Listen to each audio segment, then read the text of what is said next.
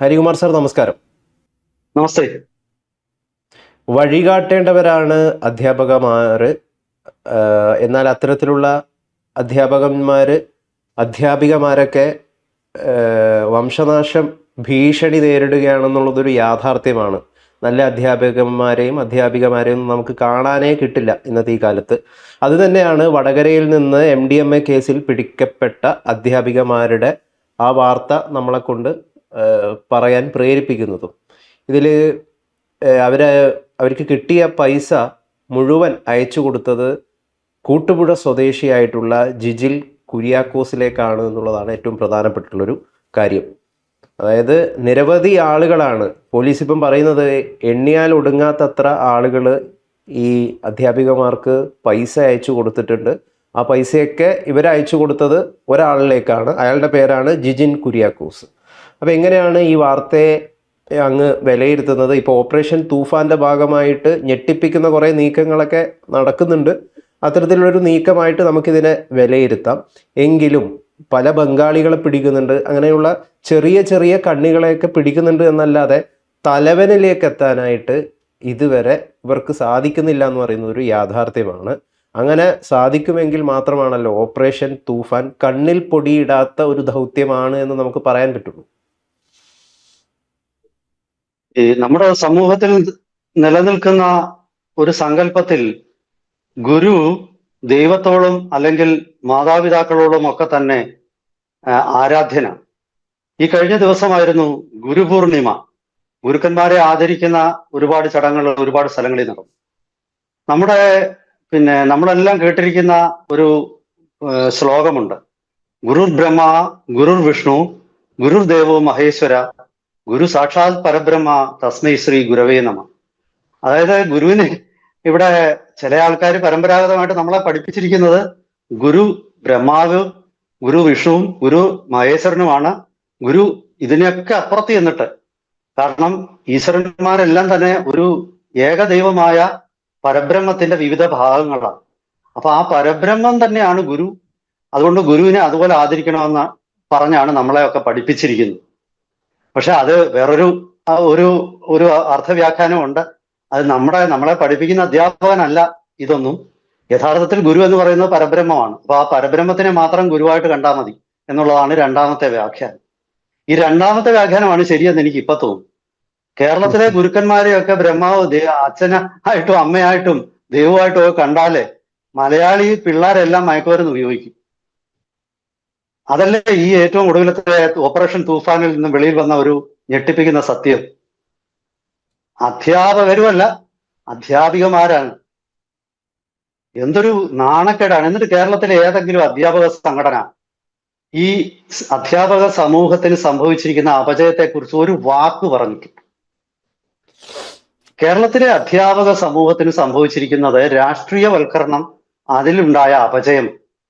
അതിൽ ഇടത് പാർട്ടികളാണ് 100% ഉത്തരവാദികൾ. ഈ കോഴിക്കോട്ട് ഓപ്പറേഷൻ തൂഫാന്റെ ഭാഗമായിട്ട് വടകരയിൽ നിന്നും പിടിച്ച ഈ 3 അധ്യാപികമാരും ഇടത് സംഘടനാ നേതാക്കന്മാരായിരുന്നു ഈ മേഖലയിൽ. അവര് ഇപ്പം ഇടതുപക്ഷ ഈ മേഖലയിലുള്ള കോൺട്രാക്ട് ടീച്ചേഴ്സ് അസോസിയേഷൻ പ്രസ്താവന ഇറക്കിയിരുന്നത് അവര് 2 കൊല്ലം മുമ്പ് വരെ നേതാക്കന്മാരായിരുന്നു. അന്ന് അവര് മയക്കുമരുന്ന് ഇടപാട് നടത്തിയിട്ടില്ല. പിന്നെ ഒരു സുപ്രഭാതത്തിൽ ഉറങ്ങി എഴുന്നേറ്റപ്പോൾ അവർക്ക് മയക്കുമരുന്ന് വിൽക്കണമെന്ന് തോന്നി, അവരങ്ങ് വിറ്റു. ഇടത് കൂട്ടത്തിൽ നിന്നപ്പോൾ ഇല്ലാന്ന്. ഇത് തീർച്ചയായിട്ടും ഇത് രാഷ്ട്രീയ പിന്തുണയോടെ നടത്തിയതാണ്. ഇതിനിടയ്ക്ക് വലിയ പരിഹാസ്യമായ ഒരുപാട് സംഭവങ്ങൾ ഈ അധ്യാപികമാരുമായിട്ടൊക്കെ ബന്ധപ്പെട്ടുണ്ടായിട്ടുണ്ട്.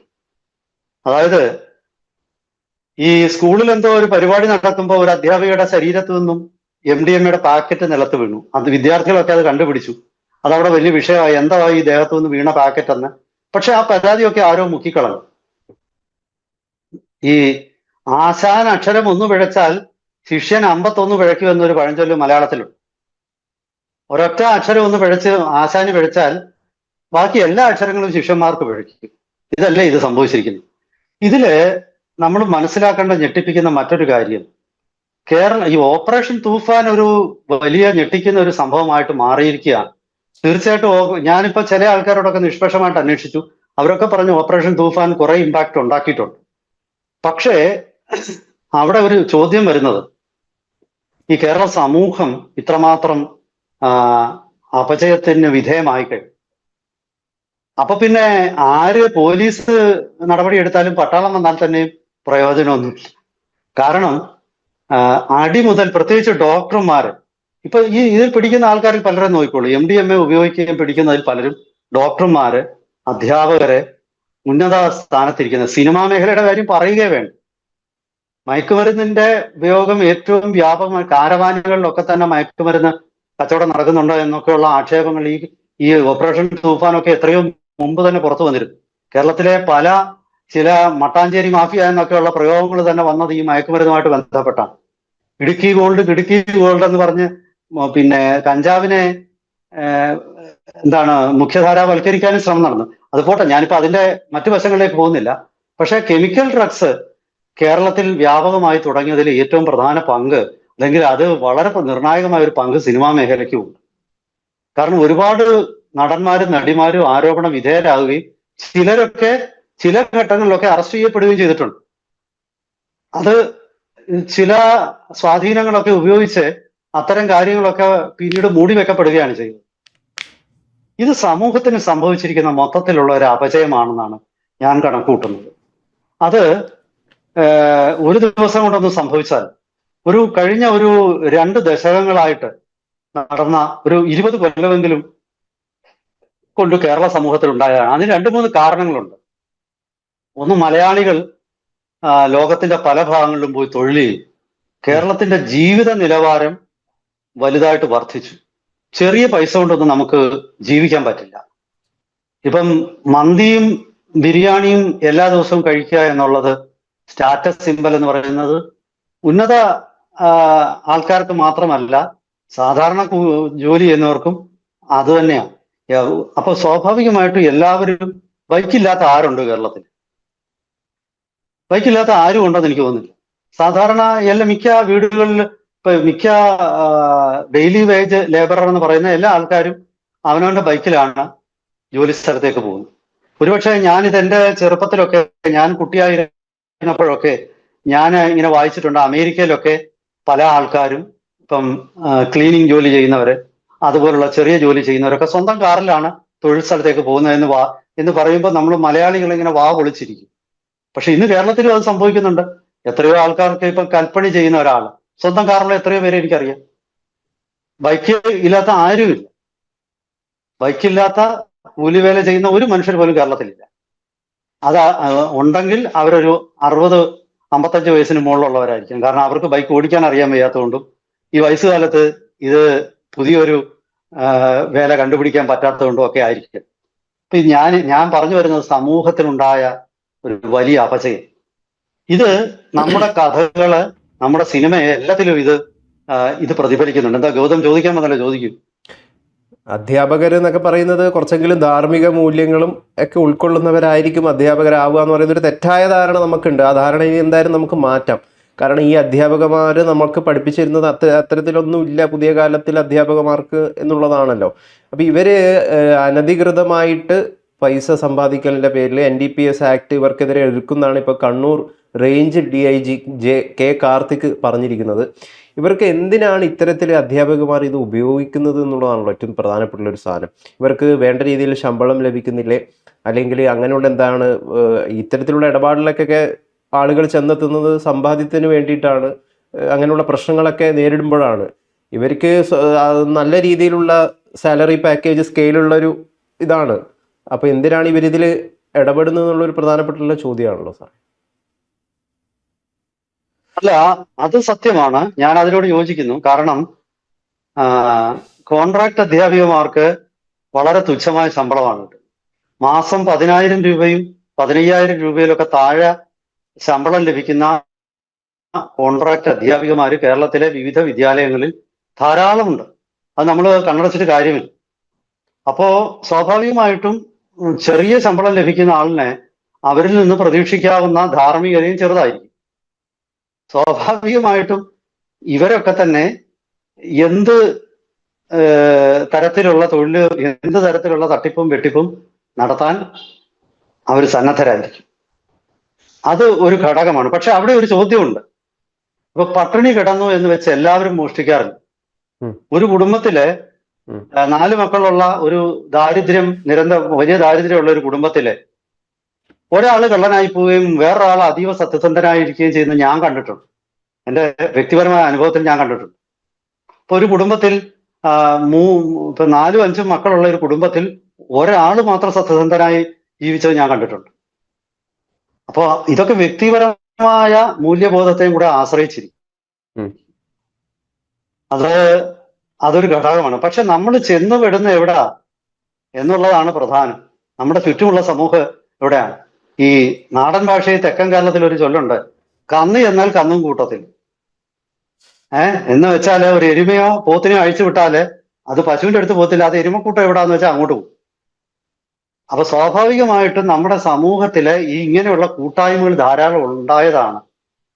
പിന്നെ ഈ ധാർമ്മികത എന്ന് പറയുന്നത്, ഇപ്പൊ ഇതൊക്കെ പറയുമ്പോഴും എല്ലാ പ്രതിസന്ധികൾക്കും ഒരു സാമ്പത്തിക അടിസ്ഥാനമുണ്ട്. ആ സാമ്പത്തിക അടിസ്ഥാനം എന്നത് കേരളത്തിൽ തൊഴിലവസരമില്ല. കേരളത്തിൽ എന്ത് ജോലിയുണ്ട്? ഒരു ജോലിയില്ല. കേരളം 1-ാം നമ്പറാണ്, പക്ഷെ ജോലിയൊന്നുമില്ല. ജോലി ചെയ്യണമെങ്കിൽ ഗൾഫിൽ പോകും. പിന്നെ പിണറായിയുടെ മോന് കേരളത്തിലാണോ ജോലി? പിണറായിയുടെ മോള് കമ്പനി ഉണ്ടാക്കാൻ ബാംഗ്ലൂരിൽ പോയി. അച്യുതാനന്ദന്റെ പിന്നെ ഇതായിട്ടിരുന്ന ഗവൺമാനായിട്ട് PA ആയിട്ടിരുന്ന വ്യക്തി, അദ്ദേഹത്തിന് ആ ജോലി നഷ്ടപ്പെട്ടപ്പോൾ അദ്ദേഹം നേരെ പിന്നെ ദുബായിക്ക് പോയി, പിന്നെ തിരിച്ചു വന്നു. മിക്ക നേതാക്കന്മാരുടെയും മക്കൾ കേരളത്തിലല്ലല്ലോ, അവരൊക്കെ കേരളത്തിന് പുറത്ത് ജോലി ചെയ്യുന്നു. അല്ലെ അവരുടെ ജീവിതത്തിന്റെ ഒരു ഘട്ടത്തിൽ അവർ പുറത്തു പോയിട്ടുണ്ട്. സാക്ഷാൽ കരുണാകരന്റെ മോൻ മുരളീധരനും കുറെ നാൾ ഗൾഫിൽ പോയി, കുഞ്ഞാലിക്കുട്ടിയും ഗൾഫിൽ പോയി. ഇവിടെ എന്ത് ചെയ്യാനാണ്? ഒരു ജോലി ഇല്ലാത്ത ഒരു സ്ഥലം, ഒരു തൊഴിലും എടുക്കാൻ പറ്റുന്നില്ല. ആകെ കുട്ടപ്പനായിട്ട് നല്ല ഉടുപ്പൊക്കെ ഇട്ട് വെളിയിൽ പോയി മാർട്ടായിട്ടൊന്ന് ചെത്തി നടക്കണം. ഇതിന് എവിടുന്ന് പൈസ കിട്ടും? 2-3 പണികളാണല്ലോ. ഒന്ന് ബ്രോക്കറാണ്, മണൽ, വസ്തു, ഇതിന്റെയൊക്കെ. അതായത് ആൾക്കാരെ ഭീഷണിപ്പെടുത്തി പൈസ തട്ടിപ്പറിക്കും. പിന്നെ ചാരിറ്റിയുടെ ഒരു ബിസിനസ്, വലിയ ധാർമ്മികതയൊക്കെ അഭിനയിച്ചുകൊണ്ട് എല്ലാവരുടെയും കഴുത്തിന് പിടിച്ച് പഴയ ഗുണ്ടകളൊക്കെ ധാരാളം ഇത്തരം പരിപാടി നടത്തുന്നുണ്ട്. വാല് മുറിഞ്ഞ തേള് സന്യസിക്കാൻ പോയി എന്ന് പറയുന്നത് ഈ പല ആൾക്കാരുമുണ്ട് അങ്ങനത്തത്. ഞാൻ പേരൊന്നും പറയുന്നില്ല. അപ്പൊ ഇങ്ങനെയുള്ള ഒരുപാട് തട്ടിപ്പ്, പിന്നെ ആട് തേക്ക് മാഞ്ചിയം തൊട്ടുള്ള തട്ടിപ്പുകൾ. ഈ അമേരിക്കയിൽ നിന്ന് വരെ കോടിക്കണക്കിന് രൂപ തട്ടിപ്പ് നടത്താനായിട്ട് ഗുജറാത്തികൾ കേരളത്തിൽ വന്നു എന്നാ പറയുന്നത്. അപ്പൊ കേരളത്തിലെ ഈ മണ്ണിന്റെ ഒരു വളക്കൂറ് എല്ലാവർക്കും ബോധ്യപ്പെട്ടിട്ടുണ്ട്. പൊതുവെയുള്ള നല്ല തട്ടിപ്പുകാരൊക്കെ കേരളത്തിലേക്ക് വരും. സമൂഹത്തിനെ മാറ്റണം. സമൂഹം മാറാതെ തൂഫാൻ എന്ന കൊടുങ്കാറ്റ് ഇവിടെ ഒരു വൃക്ഷവും കടപുഴകത്തില്ല. ഞാൻ തൂഫാന് നല്ല കാര്യം തന്നെയാണെന്നാണ് എന്നോട് ഒത്തിരി പേര് പറയുന്നത്.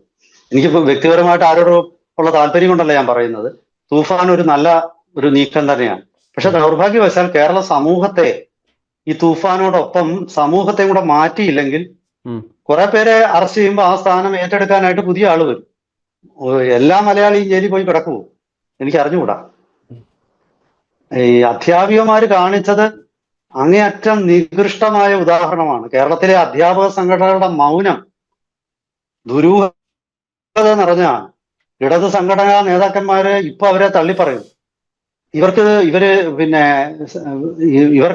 ഇവര് പറയുന്നത് അവരുടെ സംഘടനാ നേതാവായിരുന്ന കാലത്ത് ഇവര് ചെയ്തിട്ടില്ലെന്നാ. അപ്പൊ അതിനുശേഷം ചെയ്തിട്ടുണ്ടെന്നാണല്ലോ അതിന്റെ അർത്ഥം. അപ്പൊ അങ്ങനെയാണെങ്കിൽ 2 കൊല്ലം മുമ്പായിരുന്നു സംഘടനാ നേതാവ്, ഇപ്പൊ 2 കൊല്ലമായിട്ട് അവർ നേതാവല്ലെന്ന് പറഞ്ഞു. അപ്പൊ ഈ 2 കൊല്ലമായിട്ട് ഇവര് നടത്തുന്നത് ഇടതുപക്ഷ മുന്നണി നേതാക്കന്മാർക്ക് അറിയാമായിരുന്നില്ല. എന്നിട്ട് എന്താ അവർ പോലീസ് റിപ്പോർട്ട് ചെയ്യാതിരുന്നത്?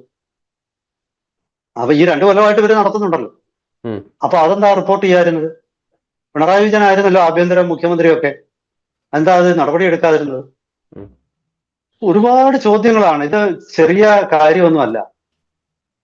ഇത് സമൂഹത്തിന് മൊത്തത്തിലുണ്ടായ ഒരു അപജയമാണ്. ഇതില് കള്ളപ്പണം, മയക്കുമരുന്ന്, ഞാനെപ്പോഴും പറയാറുണ്ട്, ഈ ഹവാല ലോബി, സ്വർണ്ണക്കള്ളക്കടത്ത്, മയക്കുമരുന്ന്, ഭീകരവാദം, ഈ 4 എണ്ണവും കൂടെ ഒരുപോലെ ബന്ധമുള്ളതാണ്. ഇതിൽ ഒരെണ്ണത്തിനെ മാത്രം നമുക്ക് ഇല്ലാതാക്കാൻ പറ്റത്തില്ല. ഇത് ഇല്ലാതാക്കുവാണെങ്കിൽ 4 എണ്ണവും ഇല്ലാതാക്കും. ഇവരുടെ ധനസ്രോതസ് കട്ട് ചെയ്ത് കളയുകയാണ് ആദ്യം വേണ്ടത്. അതിന് ഹവാല, അതായത് കുഴൽപ്പണക്കാരെ ഇല്ലാതാക്കും. വടക്കൻ കേരളത്തിൽ നിന്ന് കുഴൽപ്പണ ലോബി ഇല്ലാതാക്കാൻ ആർക്കെങ്കിലും പറ്റുമെന്ന് ഗൗതമിന് തോന്നുന്നുണ്ടോ? എന്റെ ഒരു ചോദ്യമാണ്. മലപ്പുറം, കോഴിക്കോട്, കണ്ണൂര്, കാസർഗോഡ് ജില്ലകളിൽ നിന്ന് കുഴൽപ്പണ ലോബിയെ ഇല്ലാതാക്കാൻ ആർക്കെങ്കിലും സാധിക്കുമോ? കാരണം ഇത്രയധികം വിദേശ മലയാളികളുള്ള കൊല്ലം ജില്ലയിലും ഉണ്ട് അതുപോലെ നല്ല രീതിയിൽ. അല്ല, ആർക്കെങ്കിലും എനിക്ക് തോന്നുന്നില്ല സാധിക്കും, പക്ഷെ അത് സാധിക്കുന്ന ആളുകൾ അധികാരത്തിൽ വരണം.